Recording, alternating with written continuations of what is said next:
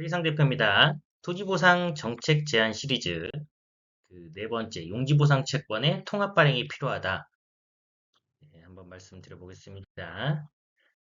네, 저는 증권회사에서 근무를 하였고요. 예, 국가, 지자체, 사업 시행자, 지주에게도 모두 균형 있는 이익을 제공해 보려고 이 영상을 찍습니다. 이제 토지보상 채권을 각각 발행했을 때 좀 문제점을 좀 지적하려고 하는데, 이제 최근에는 LH공사만 토지 수용 업무를 했었는데, 최근 들어서 하남시개발공사, 과천도시공사, 용인도시공사, 각 지자체별로 이제 도시공사들을 막 만들게 됩니다. 이게 개발 사업이 돈이 되다 보니까. 그리고 앞으로 그 참여가 더 많아질 것으로 예상이 되고요. 많아지는 게 또 맞는 것 같아요. 한데 문제점이 뭐냐면, LH공사는 지속적으로 용지보상 채권 업무를 용지보상 채권을 발행을 하니까 그 체계가 이제 쫙 잡혀져 있는데 기타 지방공사들은 그렇지 않거든요. 보상을 앞두고 채권 발행에 필요한 기본적인 신용평가도 하지 않은 것도 있었고요. 본인들의 신용등급을 모르는 것도 있었습니다. 신용등급을 모르기 때문에 본인들이 발행하는 채권의 할인율도 당연히 모르는 거고요. 사업 시행자가 모르니까 지주분들도 당연히 모르게 되고 이것에 대해 이제 문제 제기를 하지 않았었어요. 어느 누구도. 그리고 또 보상금이 딱 이제 손실보상 명세서가 우편물이 발송이 되고 나서 할인하려고 하면 그때 이제 뭐 채권 얘기가 막 나오고 그랬었어요. 예를 들어 볼까요? 최근에 이제 교산 신도시 한번 예를 들어 볼게요. LH공사가 이제 65%, GH 경기도시공사가 30%, 하남도시공사가 5% 이렇게 전체 사업 시행의 그 주주 자격도 지분율로 나눠져 있었고 뭐 어느 지역 같은 경우는 면적으로 나눈 경우도 있습니다.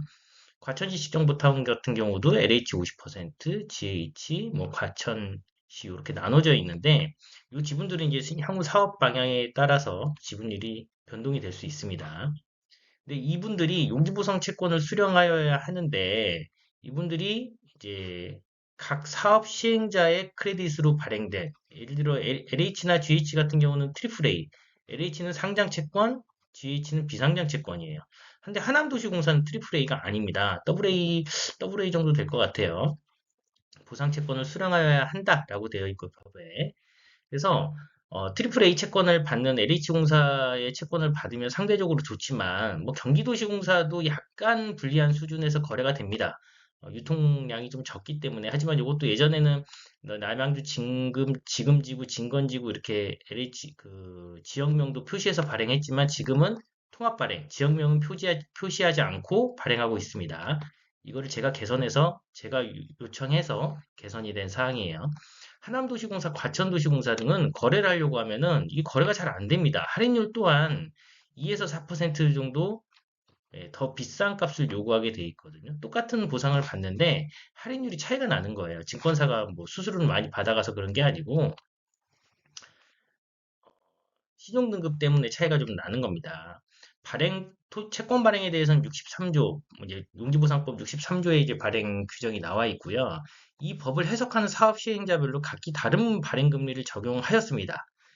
사실 LH공사가 잘못 발행했었어요. 은행법에 의해 설립된 은행의 전국을 영업구역으로 하는, 그럼 지방은행은 여기 해당이 안 되는 거고, 또 인터넷 은행이라든가 뭐 농협, 수협, 뭐 기업은행 이런 정책 그 법이 또 다른 은행들이 있거든요.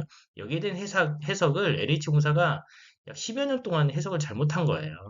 근데 아직 본인들이 가장 파워가 있으니까 계속 이제 똑같이 발행을 했는데 뒤따라 이 보상을 하는 경기도시공사나 지방공사들은 잘 발행을 했거든요. 이 발행 금리가 서로 다른 거예요. 그래서 LH랑 이제 좀 문제가 좀 있었다. 거꾸로 이제 항의하는 민원인에게 거꾸로 압박하는 모양이었고, 결국 이제 그 동일한 법을 가지고 다르게 해석을 하면 안 되니까 합의한 게 뭐냐면 사업 시행을 같이 하는 현장에서는 자, 동일하게 발행금리를 적용하도록 하자라고까지는 합의가 됐습니다. 그럼 발행금리가 이제 동일한 것까지는 좋은데 문제는 뭐냐? 발행금리가 동일하다 보니 각 채권의 신용등급 및 거래량의 차이가 있습니다. LH공사는 대규모 발행을 하고 트리플 A 등급을 부여받고 있고 상장 채권이에요. 하지만 일부 지방공사는 경기도시공사는 역시 비상장 채권에 들어가고요. 일부 지방공사는 신용평가가 없는 경우도 있고 민평금리가 좀 차이가 많이 납니다. 거래량이 현저히 부족한 것도 사실이고 엔드 유저 쪽에서 이제 중도 매각이나 만기 보유를 이렇게 선택할 수 있는 운신의 폭이 현저히 줄어듭니다. 하기 때문에 낮은 가격으로 거래가 될 수밖에 없다. 지방공사는. 그래서 이런 문제점을 해결하려고 하면 어떻게 해야 되느냐? 토지 수용을 당하는 지주는 그게 LH인지 GH인지 무슨 지방공사인지에 따라서 채권의 가격이 차이가 나면 안 되잖아요. 그런 걸 지주가 알 수도 없고, 그리고 막상 채권을 지급하는 본인들도 그 내용을 모르고 있습니다. 하기 때문에 어떻게 해야 되냐면, 제가 생각했을 때는 다양한 사업 시행자, 이런 다양한 사업 시행자가 하는 경우가 점점 많아질 겁니다, 앞으로. 가장 신용 등급이 좋은 곳에서 채권을 통합 발행할 수 있도록 해주고, 트리플 A LH공사 채권으로 다 넣어주는 거예요. 그러면 채권의 발행액만큼 부채가 쌓이는 건데, 그 발행액만큼은 시행사들끼리 상계하면 뒤로 돈을 주고받으면 되는 거거든요. 부채를 주고받으면 되는 거고, 이렇게 하면 끝납니다.